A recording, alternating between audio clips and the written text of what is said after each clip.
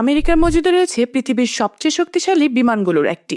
প্রায় 3 দশক আগে তৈরি এই বিমানগুলো আজও পৃথিবীর সবচেয়ে ব্যয়বহুল এবং বিপজ্জনক যুদ্ধযন্ত্র। এর নাম B2 স্পিরিট স্টেলথ বোম্বার।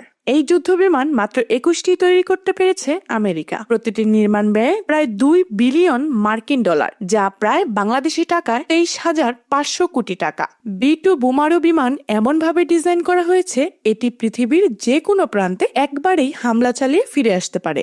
আমেরিকার মাটি থেকে উড়ে গিয়ে দূরতম অঞ্চলেও আঘাত হানতে এই বিমান সক্ষম। এই মিশনের জন্য প্রয়োজন মাত্র 2 জন পাইলট, কিন্তু মিশন একবার শুরু হলে তা চলতে পারে টানা 47 ঘন্টা পর্যন্ত। এই দীর্ঘ যাত্রার মধ্যে পাইলটদের জন্য কোনো বিলাসিতা নেই আলাদা কেবিন, নেই কোনো বাথরুম কিংবা হাঁটার সুযোগ। পাইলটদের প্রতিটি পদক্ষেপ বাধা নির্ধারিত নিয়মে। প্রস্রাবের জন্য ব্যবহার করা হয় বিশেষ পোর্টেবল ব্যাগ এবং পানীয় খেতে হয় মেপে। খাবার থাকে ছোট প্যাকেটজাত ভাবে। মলত্যাগের জন্য রয়েছে ছোট্ট কেমিক্যাল পট। ঘুমের জন্য থাকে একটি মাত্র ছোট বেড, যেখানে একজন বিশ্রাম নেন, আরেকজন চালান যুদ্ধ বিমান। উড়াল শুরু হওয়ার আগে মিশনের গন্তব্য থাকে গোপন। কোনো রুট, কোনো লক্ষ্য জানানো হয় না আগে ভাগে। এমনকি মিশনের আগে 2 থেকে 3 দিন ঘুম পাড়িয়ে রাখা হয় পূর্ব পরিকল্পিত ভাবে। এরপর সকালবেলা মিশনের দিন তাদের বলা হয়, উঠো, উড়ে যাও একদিকে। কোথায় যেতে হবে, কি কাজ, তা জানানো হয় কেবল আকাশে পৌঁছানোর পর, যখন ফেরার কোনো উপায় থাকে না। এবার ইরানের উপর পরিচালিত সর্বশেষ অভিযানে